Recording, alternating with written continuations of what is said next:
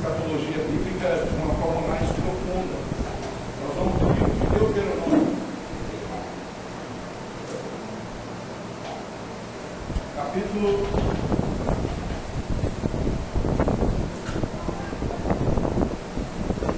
10.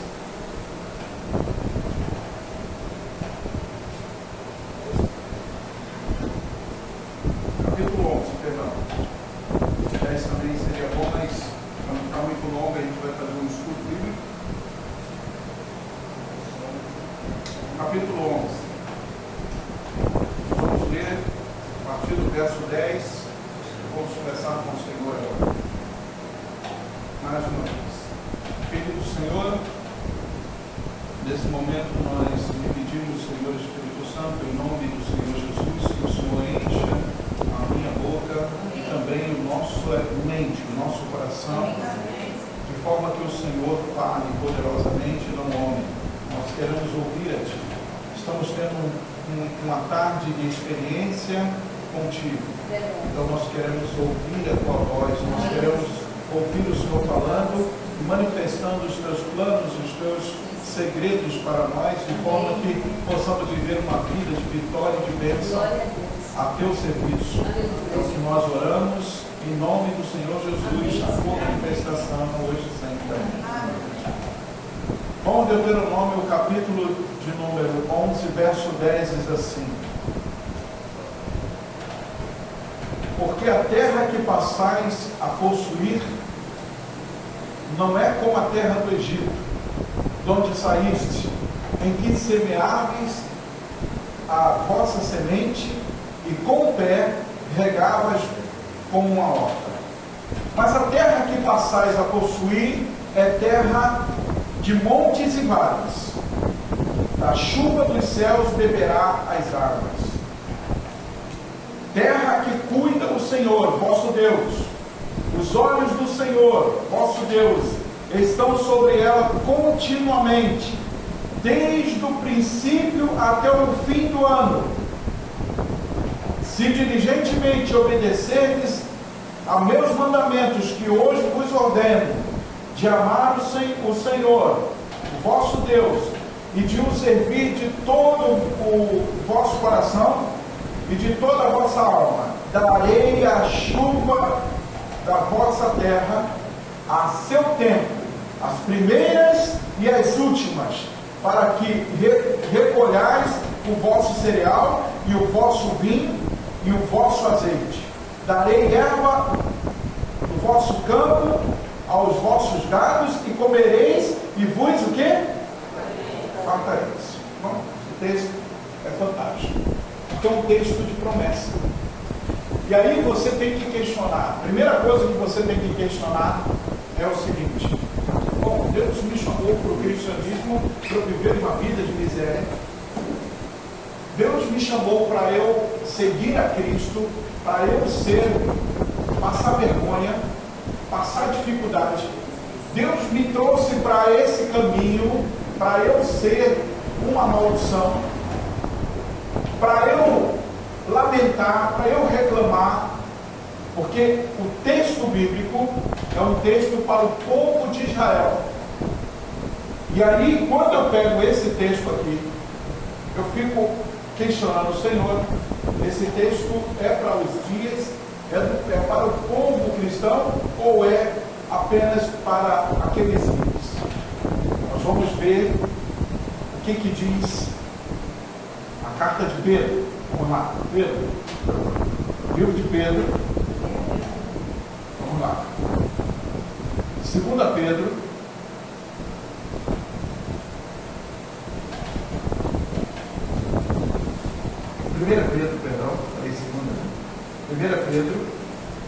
capítulo de número 2, verso 9, diz assim: 1 Pedro, depois a gente vai voltar para lá de novo, mesmo texto, tá?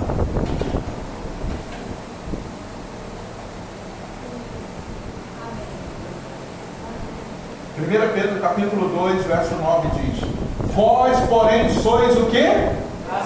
Raça eleita, sacerdócio real, nação o quê?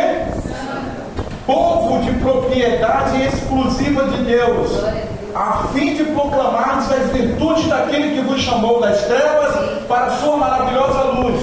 Vós sim, que antes não eras povo. Não está falando com a gente. Pedro está falando com a gente. O Espírito Santo está falando com a gente. Vós sim, que antes não eras povo, mas agora sois povo de Deus, que não tinhais alcançado misericórdia, mas agora alcançastes misericórdia. Bom, Deus nos chamou para ser povo dele. Deuteronômio capítulo 11, verso 10, diz o seguinte, olha, você pode botar lá e eu vou comentar, e depois a gente vai para outro texto.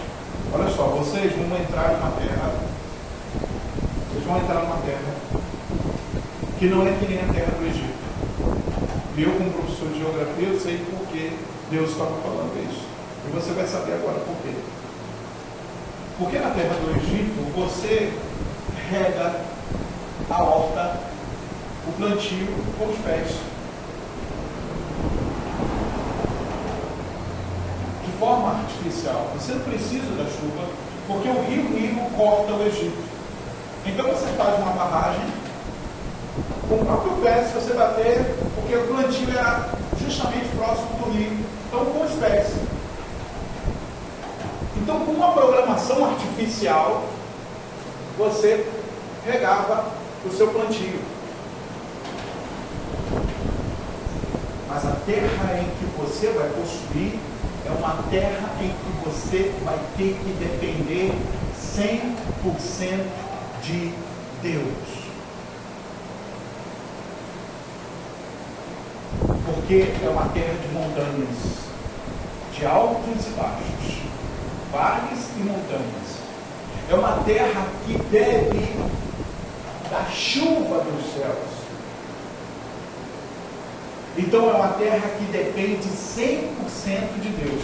E uma outra coisa, Deus está olhando o território do povo dele do primeiro dia do ano, 1º de janeiro, até o dia 31 de dezembro. Isso está dizendo. Do primeiro dia do ano até o último dia. O administrador do território, o povo de Deus, não é o homem, é Deus. Amém. Por favor, não fiquem tristes que vocês vão ouvir agora. Várias vezes por aí. A igreja de Cristo é movida por programas. E programas são coisas de homem, assim como regar a horta com os pés. A igreja de Cristo só fica fortalecida se tiver uma semana de oração, se tiver um bom cântico, se tiver um grupo cantando, aí a igreja fica animada. Mas acaba aquele programa, vai a igreja desfalecendo, porque o cristianismo artificial, que vive de programa, não vive de 100% da dependência do Deus Espírito Santo. Nós ainda não entendemos como cristão que o território que estamos pisando é um território que Deus é que nos trouxe para ele. Então ele está te dizendo, você está entrando no meu território, essa terra sou eu que administro, essa terra sou eu que dou de beber. Então nessa terra você vai ter que confiar 100% em mim, e não nas suas forças, não na sua capacidade, não no seu potencial. Você tem que entender que os teus méritos, a tua capacidade, a tua inteligência, as tuas habilidades fica por último plano. Porque nesse território que eu estou te chamando, quem manda sou eu. E aí está o fracasso dessa igreja da última geração de cristãos da face da terra. Você quer ver isso escrito na Bíblia? Apocalipse capítulo 3.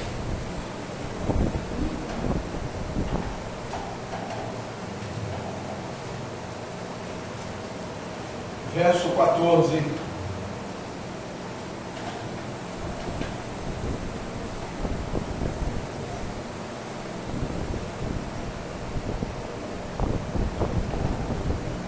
Ao anjo da igreja em Laodiceia, escreve: essas coisas diz o Amém, a testemunha fiel e verdadeira, o princípio da criação de Deus.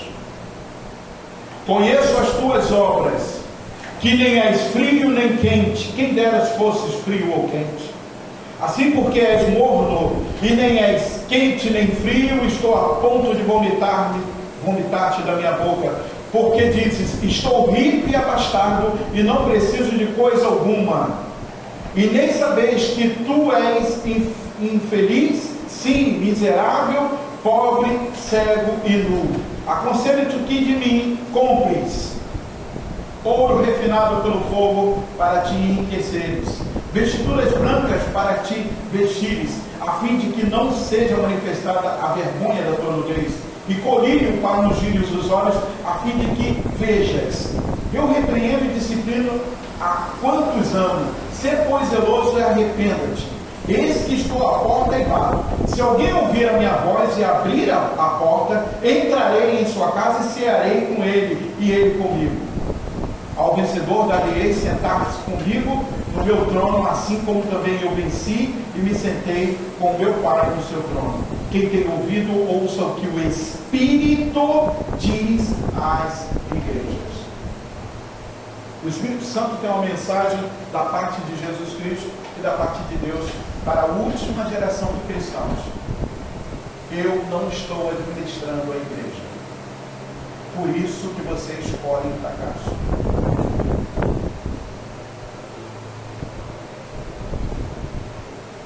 Eu não estou administrando a igreja. É por isso que você escolhe o fracasso.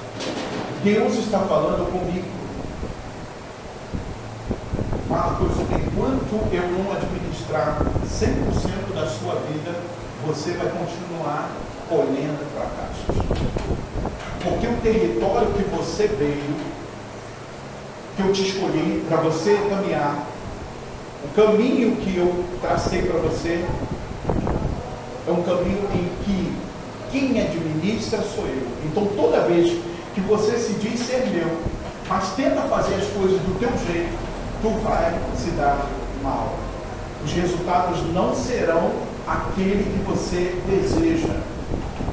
Porque você pensa até grande, você canta grande, você fala grande, você até ora grande, você prega grande, mas os resultados não são aqueles que você espera. E não está sendo porque você fala com a boca, mas vive uma outra realidade.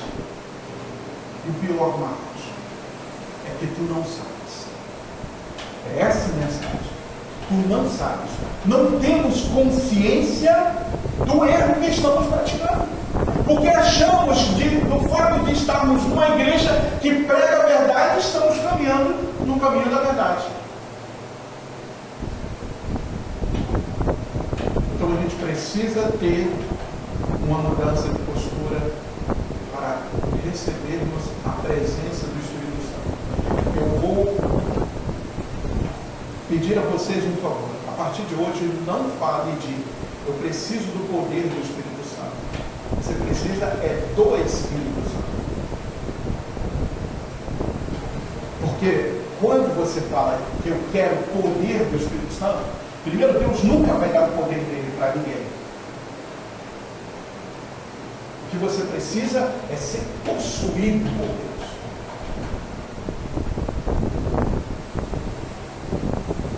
Porque olha o que a palavra de Deus diz em Coríntios, capítulo 6.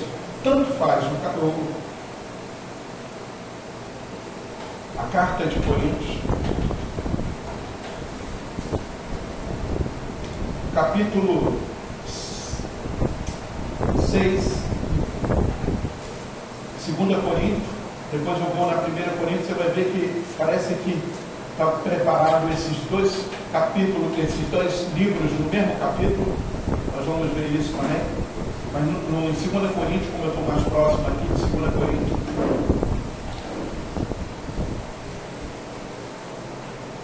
Verso 16 diz: que ligação há entre o santuário de Deus e os ídolos? Porque nós somos o quê? Somos santuários do Deus vivente, como Ele próprio diz: habitarei e andarei entre eles, e serei o seu Deus, e eles serão o meu povo. Ok? Agora vamos em 1 Coríntios, capítulo de número 6.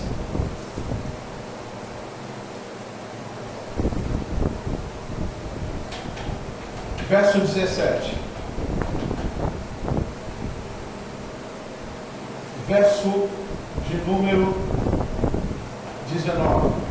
17, 18, 19 e 20. Mas aquele que se une ao Senhor é um espírito com Ele. Fugir da impureza. Qualquer outro pecado que uma pessoa comete é fora do corpo, mas aquele que pratica a imoralidade peca contra o próprio corpo. Acaso não sabeis que o vosso corpo é santuário de quem?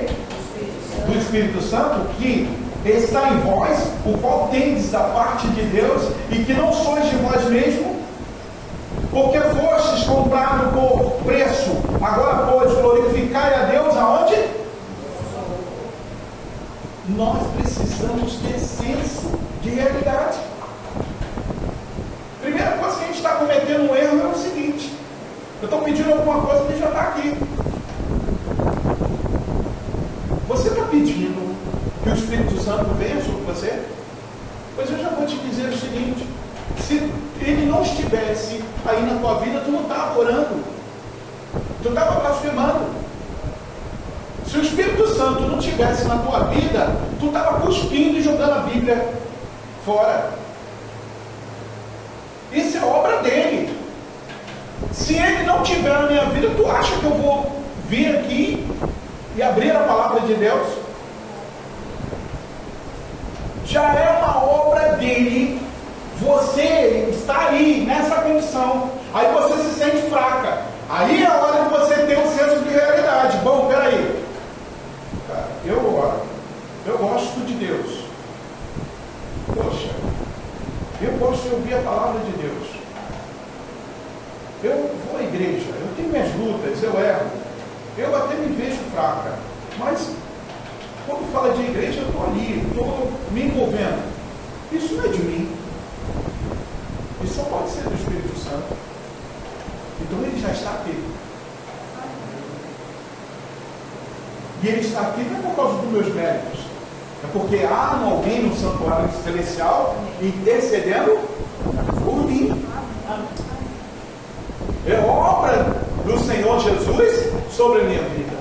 Agora, o que está acontecendo é o seguinte: eu não estou honrando a presença dele. Eu não estou honrando. Eu acredito muito mais no programa que o pastor traz de uma semana de oração do que no Espírito Santo, que acorda, dorme, levanta, vou no banheiro e ele está ali, eu estou cozinhando, ele está ali, eu vou para o trabalho, ele está ali. Eu acredito muito mais no programa da igreja do que no Espírito Santo, que é a provisão da bênção da chuva de Deus sobre o povo dele. Você acredita muito mais nas coisas da igreja do que propriamente na obra de Deus operando na sua vida. E quando eu aponto para você, 3 dedos apontando para mim. Então o que nós precisamos é entender de que até a nossa ignorância de não saber isso, porque é o próprio Espírito que diz: tu não sabes que és miserável, tu não sabes a tua condição. É entender que a partir do momento que eu compreendo isso, eu tenho que mudar a rota da minha vida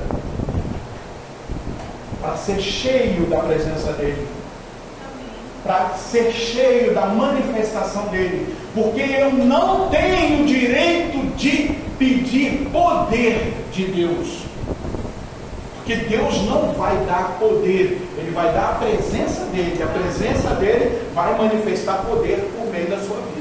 É isso que a gente precisa entender. É ele que vai dizer: vai ali, toca naquele morto e levanta. É ele que vai te dizer: vai ali, estende a sua mão e tira a pedra. É Ele que vai conduzir. E é por isso que há uma necessidade de nós encaixarmos as condições.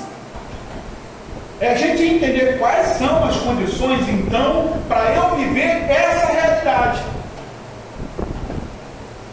Alguém já matou mais de 20 pessoas aqui? Não sei se tá língua, né? A gente até mata com a língua, né? Eu costumo sempre dizer o seguinte, que a gente vende o amigo por nenhuma moeda de prata, né? Mas Paulo matou milhares de pessoas. Paulo de Tarso. Mas foi um homem cheio de quem? Gente, os demônios, uma certa vez, no livro de Atos, eu não vou ler porque eu vou ler outro texto com vocês, mas os filhos de um sacerdote que tinham entrado no caminho, porque você sabe que a gente recebeu o nome de denominações um tempo para cá, né? Há 100, 200 anos atrás. Mas lá na época dos cristãos primitivos, não era o povo da seita chamado o caminho. Por que o caminho? Porque Jesus tinha dito o quê?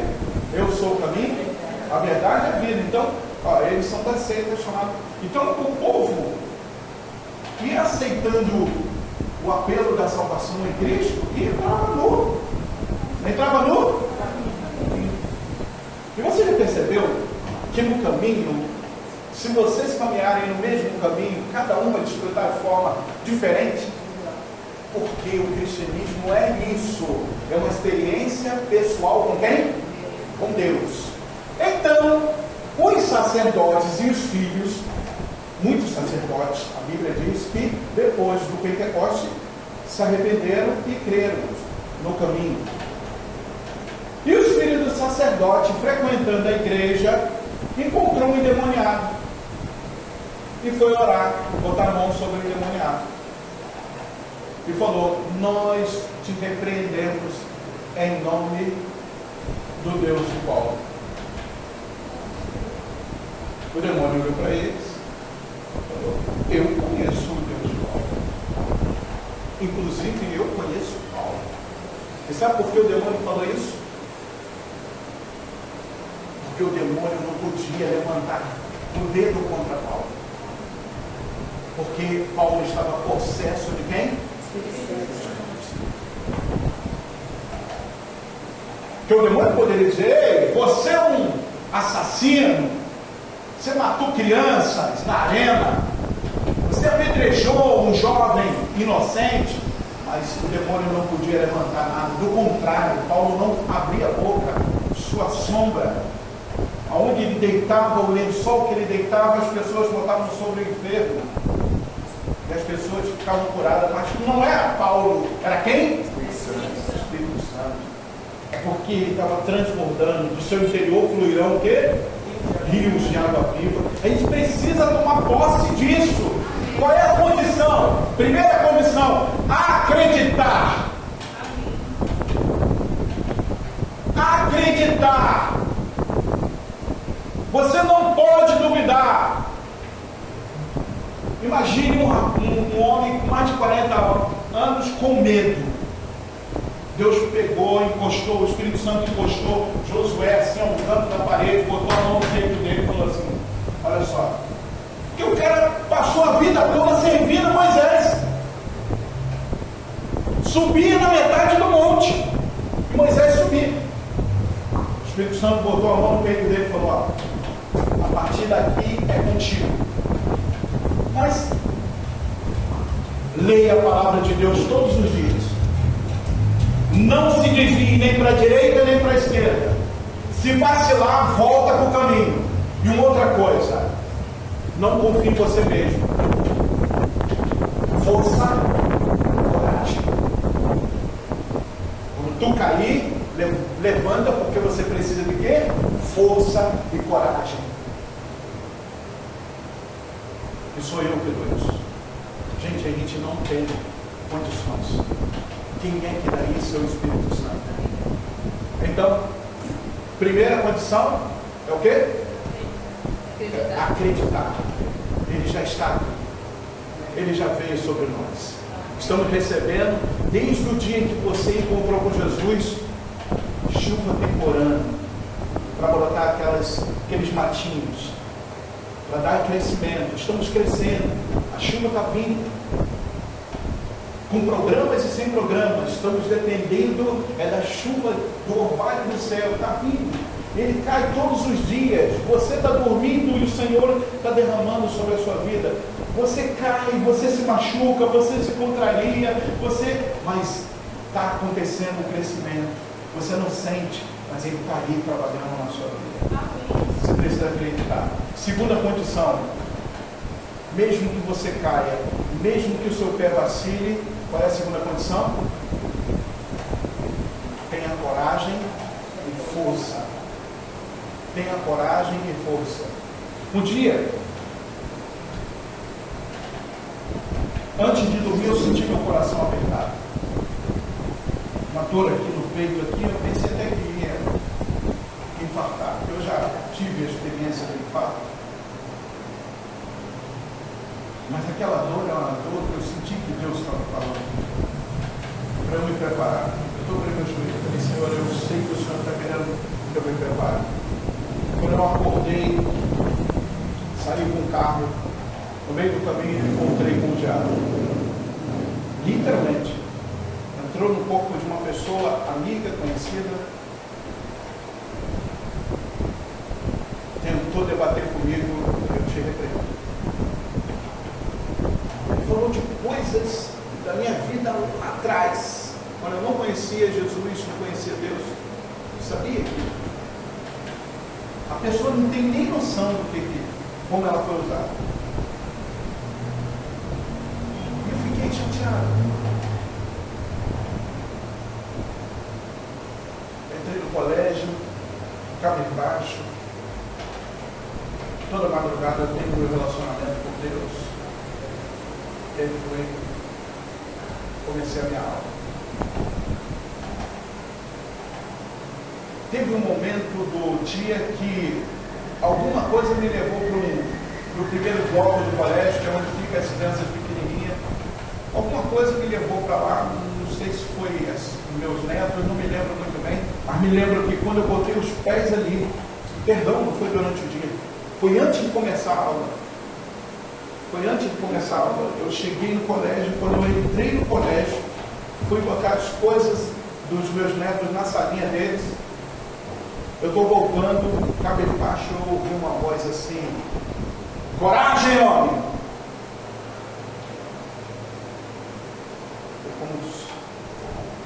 Eu lembrei de Deus apertando o peito de Josué, dizendo: tenha coragem. Eu, naquele momento eu senti um ardor dentro de mim, alguma coisa pegando fogo dentro de mim. Eu passei pelaquela porta dali. Eu falei: nunca mais, Satanás, nunca mais você vai me afrontar.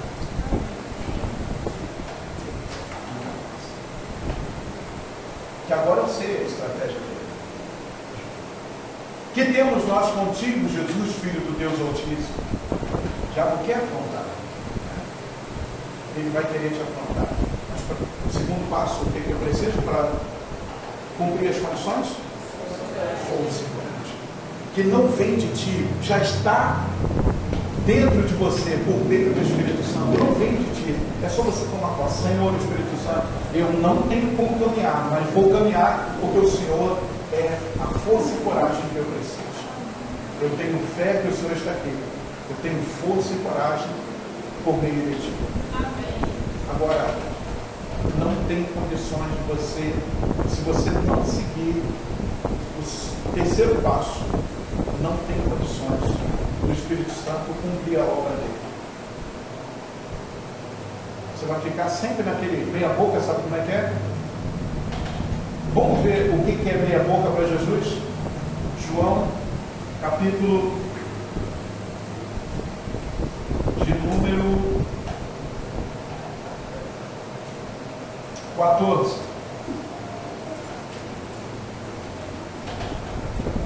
O que seria meia boca para Jesus? É um copo que ele não está nem cheio nem vazio. Olha o que diz aí esse texto falando sobre o Espírito Santo. Verso de número 16. Eu rogarei ao Pai, capítulo 14 de João, verso 16. E eu rogarei ao Pai, e Ele vos dará outro Consolador, a fim de que estejais para sempre convosco. O Espírito da verdade, que o mundo não pode receber, porque não vê, nem o conhece. Vós o conheceis, porque Ele habita convosco e o quê? Peraí, tem duas coisas aí. Tem dois momentos aí. O Espírito Santo habita convosco. E o que? Estará em vós. O Espírito Santo já está aí fazendo a obra. Mas quando ele toma posse, a propriedade perdeu o controle total. Tu entende? O Espírito Santo está aí, está grudadinho aí, falando sobre esse assunto. No momento em que tu cumprir todas as condições, e isso aconteceu com John Wesley, com Jonathan Edwards, com Spurgeon, com Lutero, com todos os reformadores, com Moisés, com todos, para ser cheio do Espírito Santo, cheio do Espírito Santo. Precisa acreditar que Ele está convosco. Mas estará o quê? Em vós. Dois momentos. O Espírito Santo está convosco, mas Ele vai entrar dentro de vocês. Ele vai tomar posse. Amém. Só que tem um pequeno detalhe. Para Ele tomar posse e manifestar Jesus e o Pai para o mundo, por meio do meu corpo, eu preciso entender o que é fundamental. E o que é fundamental? Apocalipse, capítulo de número 7. Vou dar uma paradinha aqui, né? Vocês querem que eu termine essa parte? Ou eu paro para vocês descansarem um pouco e depois eu volto? O que vocês acham? Vamos ouvir. Para?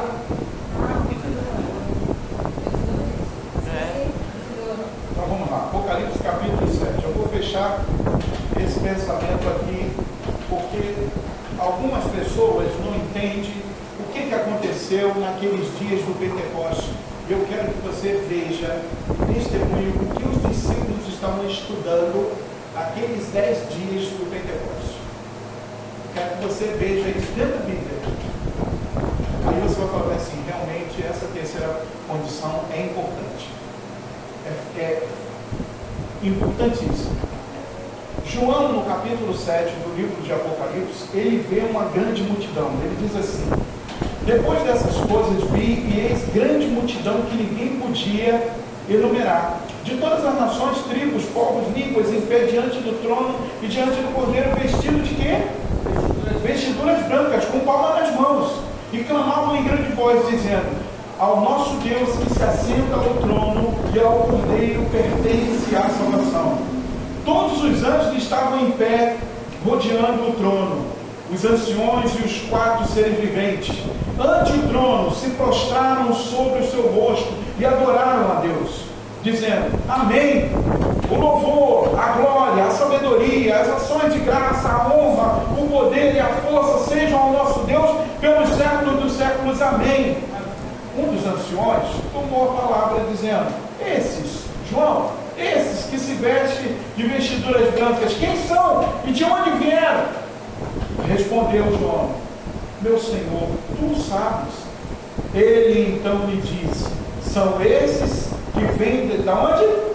Da grande tribulação. Lavaram suas vestiduras e alvejaram aonde?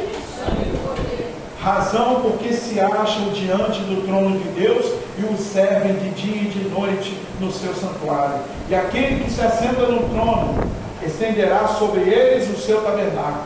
Jamais terão fome, nunca mais terão sede. Não cairá sobre eles o sol e nem ardor algum, pois o cordeiro que se encontra no meio do trono os apacentará e os guiará para as fontes das águas da vida, e Deus lhe enxugará dos olhos deles toda a lágrima. Eu vou pedir um favor a você. Você presta isso aqui? O seu nome dele, né? Jonatas. Imagine que isso seja uma bacia. Vou precisar de você. Isso aqui é uma bacia. Se isso daqui é uma bacia, Jonatas precisa lavar a roupa dele e alvejar a roupa dele na bacia. Como é que ele tem que fazer? Imagine que você vai fazer isso. Como é que você tem que fazer? Sim. Essa posição é a ideal? Como é que você faria? Se curvar diante do Cordeiro de Deus. Pode sentar. Lavar as vestimentas. São aqueles que lavaram suas vestiduras no sangue do Cordeiro. Para lavar as vestiduras no sangue do Cordeiro, você tem que se arrepender. Você tem que confessar os seus pecados. Se tu termina um dia da sua vida sem tratar dos negócios com Deus, do seu negócio, da sua vida com Deus, isso quer dizer que você não está se curvando para lavar suas vestiduras. Se você está preocupado muito com a igreja, com a obra de Deus, mas você não está tratando a sua individualidade com Deus, Ele não vai poder te encher. Porque eu te juro, na hora que Ele trouxe o copo para mim, se esse copo tivesse sujo, eu iria receber, mas ele ia ficar puro. Porque Deus não patrocina pecados, fracassos. Deus não aceita a oferta com defeito.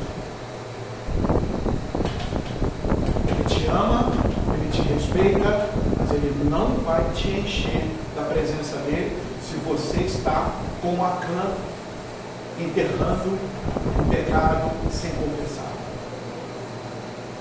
Não dá. Você vai ter que mudar de postura, vai ter que passar pela reforma. Você vai ter que mudar. Não tem como. Não tem outro jeito. Filho, você quer ser meu? Então tu vai ter que se curvar, vai ter que confessar o seu erro. No antigo Israel, o pecador, ele pegava um cordeiro, você pode ler isso depois em Levítico, logo no capítulo 1, você vê que Deus orienta que tem que colocar a mão na cabeça do cordeiro e confessar o pecado. Você transferia todo o seu erro para aquele animal. Então você falava todos os seus erros. Olha, eu fiz isso, fiz aquilo, eu matei, eu xinguei, eu briguei com a minha esposa, segurando a cabeça do cordeiro perfeito, que representava Cristo. E aí o cordeiro ia para dentro do santuário para ser imolado. Quem estava morrendo era você por meio do cordeiro. Porque a lei de Deus exigia que o pecador morresse. Mas você transferia o teu erro para aquele cordeiro, como um dia o cordeiro de Deus que tira o pecado do mundo assumiria o teu pecado. Mas essa cristandade hoje acha que Jesus morreu e acabou. Não confessa mais pecado. Então olha, o último texto que eu quero ler, eu não vou ler para vocês o que os apóstolos estavam estudando, eu vou ler na última etapa. Nós vamos ler o que os cristãos não estão entendendo nos últimos dias. Em 1 São João, capítulo de número 1, verso de número 5 em diante. A gente pensa, não é preciso mais pedir perdão porque Jesus morreu por todos os meus pecados. Então vai continuar uma vida de pecado. Jesus morreu, então eu posso viver a minha vida do jeito que eu quiser. A João me alerta dizendo que não é bem assim. Olha o que ele diz. Ora, a mensagem que da parte dele temos ouvido e vos anunciamos é esta: que Deus é luz e não há nele treva nenhuma. Se dissermos que não temos comunhão com ele e andarmos nas trevas, mentimos e não praticamos a verdade. Se porém andamos na luz, como ele está na luz, mantemos comunhão uns com os outros. E o sangue de Jesus, seu Filho, o que acontece? Nos purifica de todo o pecado. Se dissermos, preste atenção nisso agora. Eu acho que todos os cristãos de todas as denominações precisavam ouvir isso. Se dissermos que não temos pecado nenhum, a nós mesmos nos enganamos e a verdade não está em nós. Agora, se confessarmos o quê? Ele é o quê? Para nos perdoar o quê? E nos purificar de toda. Se dissermos que não temos cometido pecado, fazemos-no mentiroso e a sua palavra não está em nós. Filhinhos meus, compreende? Hã?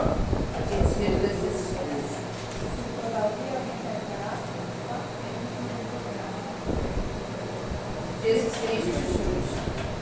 Ele é o quê? Propiciação pelos nossos pecados, e não somente pelos nossos próprios, mas ainda pelos do mundo inteiro. Tem que confessar pecado, como hoje fosse o último dia da sua vida. Tem que tratar dos negócios escondidos, que ninguém sabe, que ninguém vê. Dos teus pensamentos impuros, das suas propostas negativas, dos seus flagelos que ninguém ouve, você tem que conversar com Deus. É entrar no seu quarto, na sua individualidade, quer seja em qualquer hora, e nem é preciso ninguém saber, é você e o teu Deus. Você tem que lavar as suas roupas no sangue do Cordeiro. Se você cumpre essa terceira etapa, ele cumpre a parte dele.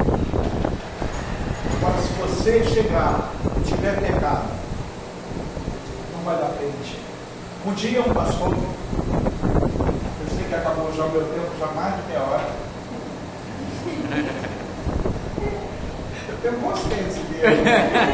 Se tem um cara que tem consciência dele, não sou eu. Um dia um pastor, ele foi convidado para pregar numa grande conferência, e aí a igreja evangélica que convidou ele para pregar, né? Colocou ele num hotel. Ele achou um desperdício, né? Poderia ser na casa de um irmão, mas colocou ele num hotel de luxo. E ele chegou numa parte da tarde, ele ia pregar à noite, na sexta-feira à noite, e aí ele chegou lá, caminhou pela cidade, deixou as malas lá no quarto dele, caminhou pela cidade, e depois ele falou: bom, é 5 e pouco, eu vou tomar meu banho, 7 horas eu vou para a igreja. E aí entrou lá no quarto dele, no hotel, e foi tomar um banho. Na hora que ele se preparou para tomar um banho, ele entrou embaixo do chuveiro. Olha, nenhuma gota. Já ligou para a recepção: senhor, me perdoe, mas isso está acontecendo agora, todas as pessoas estão ligando aqui para a recepção, o senhor me perdoe, nós vamos mandar uma jarra de água aí o senhor fazer sua higiene, porque nós não temos, acontecendo alguma coisa na caixa d'água que nós vamos pedir para verificar. Prometo ao senhor que antes do fim da noite nós vamos resolver isso. Foi, fez a higiene dele corporal, botou a roupa sem banho, mas fez a higiene e foi para a igreja. Quando ele voltou, ele passou na recepção e falou: e aí, o que aconteceu? Faltou água? Não, aqui não falta água. Nós chamamos os bombeiros, né? Hidráulica, os bombeiros hidráulicos, e eles desmontaram as peças que saíam da caixa d'água que vinha para os quartos. E senhor, nós tivemos realmente, o senhor vai até de manhã, vai ter que esperar um pouquinho, nós já pegamos até carros-pipas, nós tivemos que desvaziar a caixa d'água, porque no cano que sai da caixa d'água para os quartos, tinha um rato morto. E é uma ratazana, e ela, quando morreu ali, ela cresceu, inchou, e aí não passava uma só água.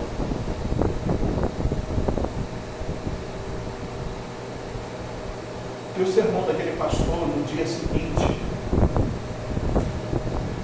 foi o seguinte: Deus não tem, seus ouvidos não estão fechados para não ouvir a oração de vocês, nem a sua mão encolhida para não abençoar. Mas os pecados que vocês cometem e perdem das bênçãos de Deus chegar até vocês. A ratazana representa o pecado que está entupindo os canais de bênçãos de Deus sobre a minha vida e a sua vida. Os pecados que possivelmente estamos acariciando e achando que isso não tem nada a ver. Precisamos dialogar com o Espírito Santo e dizer: Senhor Espírito Santo, isso é errado diante de Deus. A minha igreja não cresce. É culpa minha, Senhor. Será que eu, como Acã, estou prejudicando a minha igreja? A minha família não prospera? Será que sou eu, Senhor? Será que o pecado está aqui na minha vida? Será que tem alguma coisa escondida em mim que estou travando, impedindo que as bênçãos cheguem na minha casa? Senhor, por que a tua bênção não cai? Será que é? Eu estou praticando isso, Senhor. Será que isso é pecado? Se é, Senhor, me mostra, me ajuda. Porque isso talvez seja um vício da minha vida toda. Eu acho que eu estou certo. Cauterizei a minha mente com o pecado, Senhor. Mas eu preciso ser cheio de Ti. E eu preciso ver os aguaceiros das Tuas bênçãos caindo sobre a terra que Tu propustes eu dar. O Senhor me escolheu para eu viver uma vida cristã para a honra e a glória do Teu nome. Não foi para testemunhar. Não é para os outros passar e dizer: olha, agora é crente, olha aí, ó, o que está acontecendo com ele. Olha só, olha que vergonha. Então nós precisamos encarar isso com responsabilidade. Acredite que o Espírito Santo está aí. Mesmo você sendo um grande pecador, Ele está fazendo uma obra na sua vida, Ele está fazendo você crescer, mesmo você caindo. Tenha fé e coragem, força. Não desista. O mundo todo pode dizer: não, você não presta, você continue vivo. Machucado, ferido, mas continue. Mesmo que você negou Jesus ontem, mas hoje você se coloque de pé e continue. Mesmo que a igreja te dê as costas, mas continue. E terceiro, confesse os seus pecados. Abandone ele. Se você não tem força, o Senhor Espírito Santo tira essa vontade. Eu preciso ver as bênçãos do Senhor fluindo em minha vida e eu quero ser preenchido pela tua presença. Amém.